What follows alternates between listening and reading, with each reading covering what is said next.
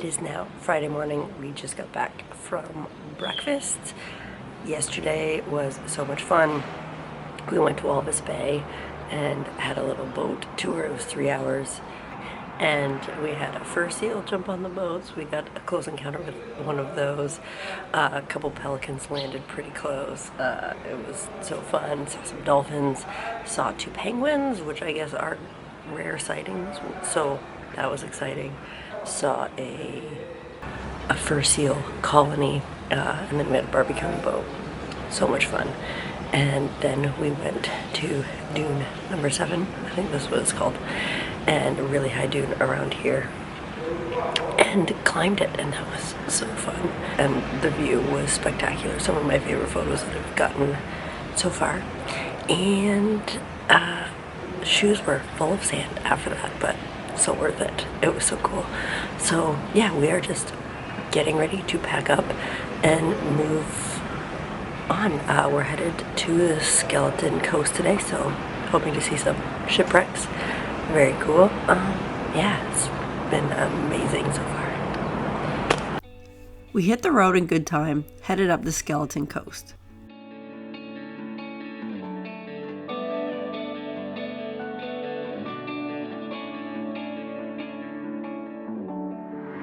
We stopped just outside of Swakopmund to check out our first shipwreck. This boat went down in 2008, but because it wasn't far out from town, the second we stopped, our car was surrounded by locals trying to sell us rocks, and it was pretty overwhelming, so we didn't stay long.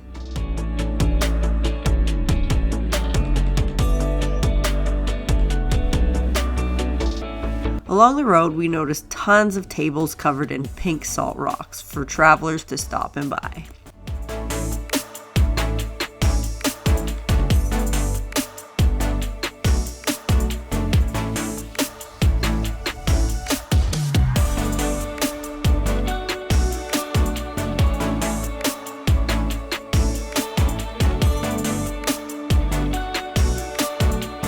We also made a stop at Cape Cross Nature Reserve, which is known for being one of the largest fur seal colonies in the world.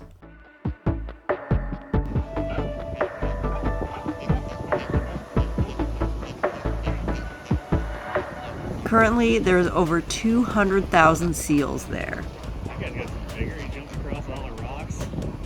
It smelled pretty bad, but it was so cool seeing so many seals in one place and all the babies. So cute.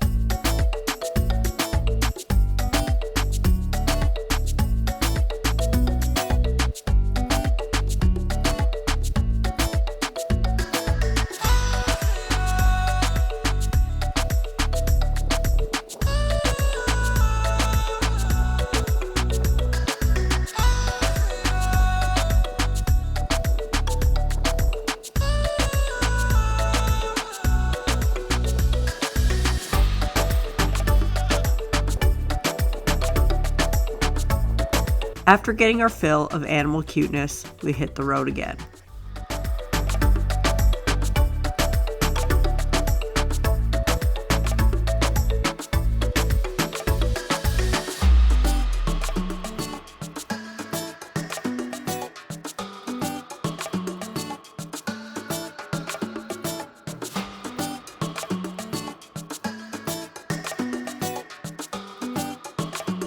The Skeleton Coast runs along the northern part of the Atlantic coast of Namibia.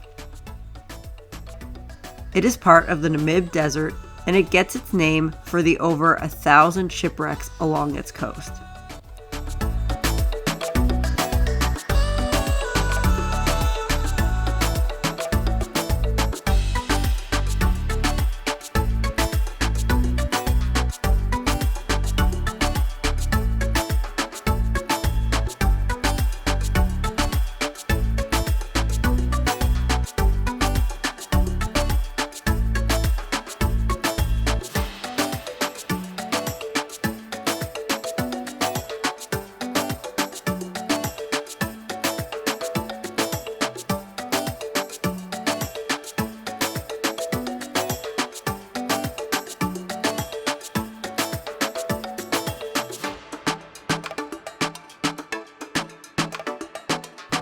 Despite there being so many wrecks along the way, we struggled to find them without proper GPS coordinates.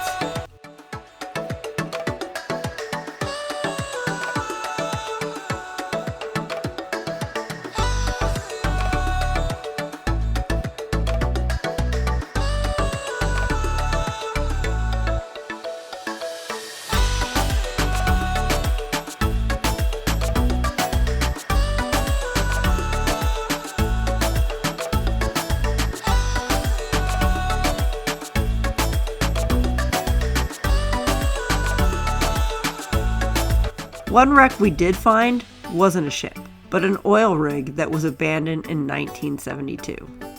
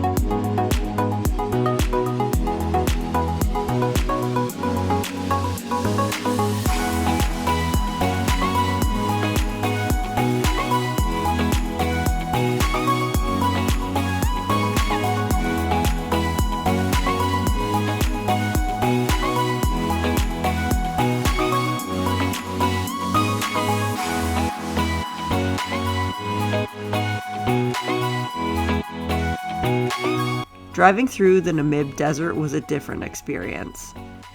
Long stretches of barren land, no vegetation, just sand and rock as far as the eye can see.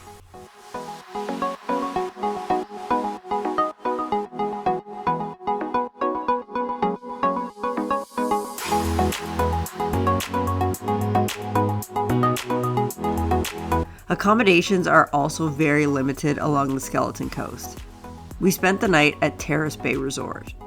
When we arrived, all the lights were off, and we were informed that to save the generators, they turn the power off during the day and turn it back on in the evening, just in time for dinner.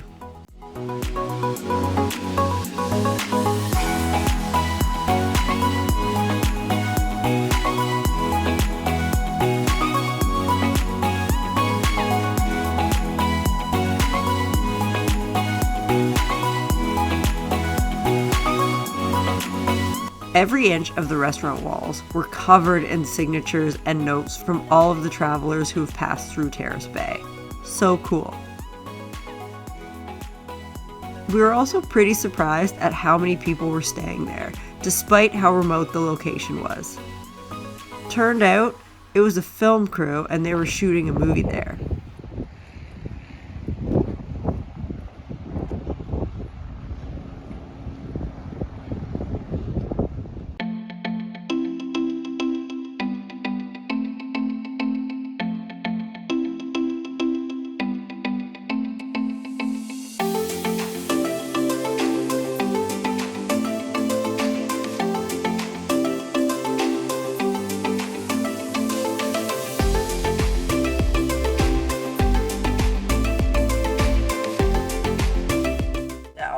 We are now leaving Terrace Bay.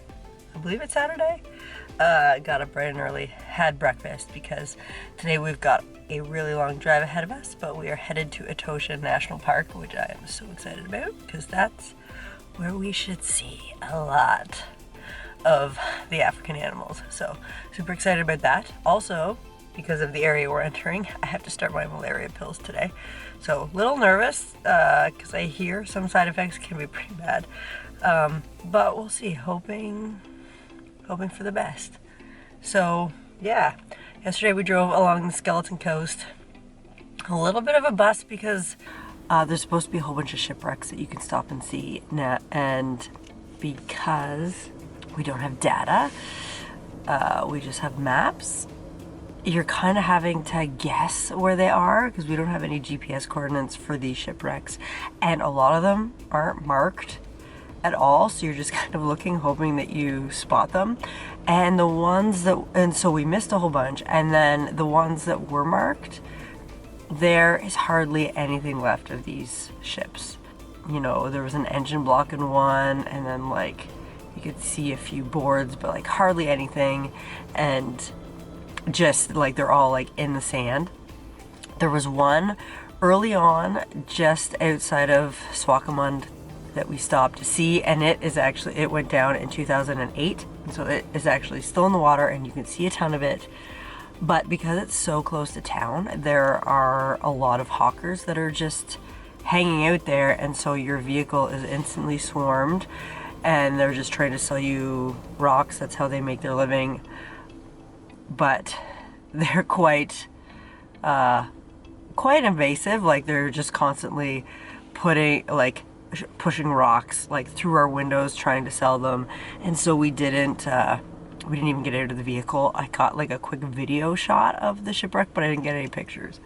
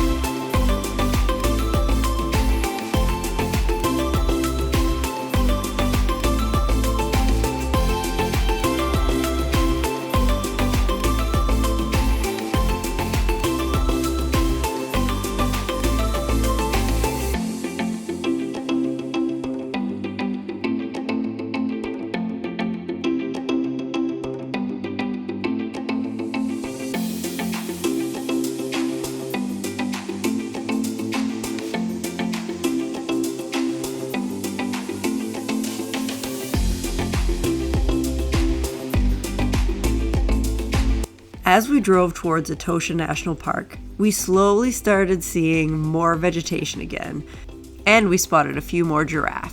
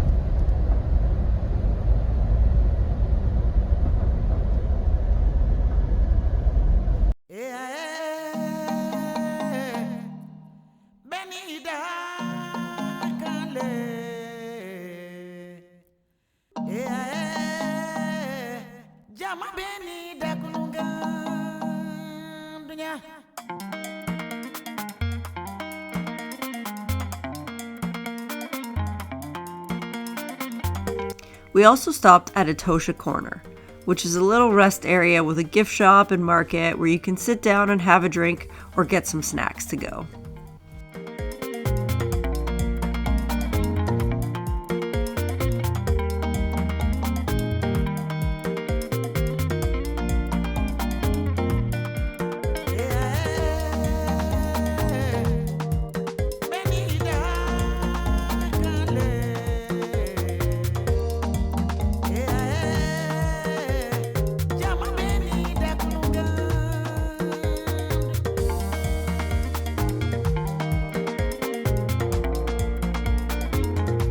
The closer we got to the national park entrance, the more wildlife we saw. More giraffe and a bunch of springbok.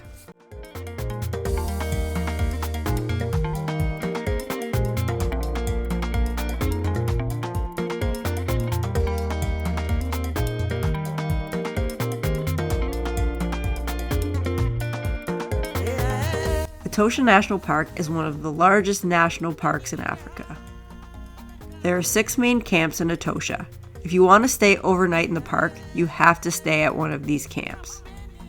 You have to be in the camp before sunset, and you can't leave the camp until after sunrise. Our first night was at Okakeyu.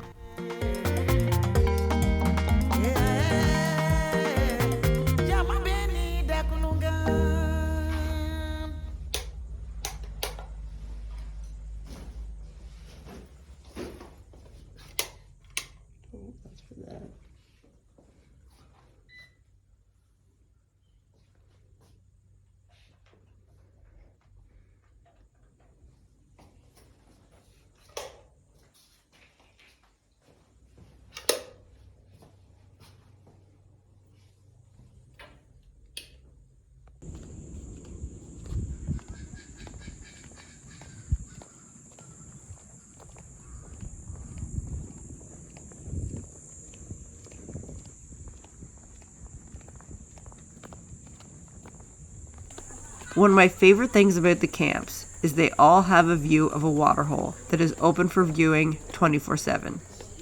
After booking our dinner reservation for the night, I headed straight for the waterhole. There was some giraffe drinking, which is always hilarious to witness, and it wasn't long before some springbok, a jackal, kudu, some birds, and even a black rhino came for a drink.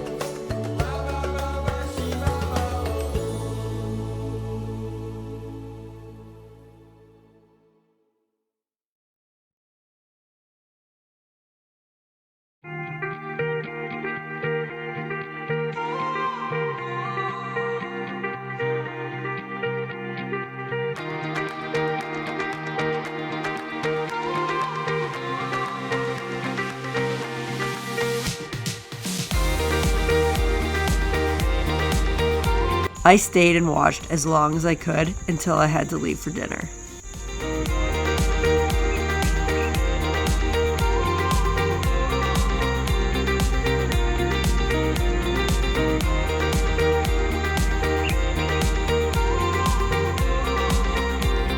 I headed right back after dinner and was excited to discover not only more rhino, including a baby, but an elephant as well. All in all, an amazing first day in Etosha, and we were only getting started.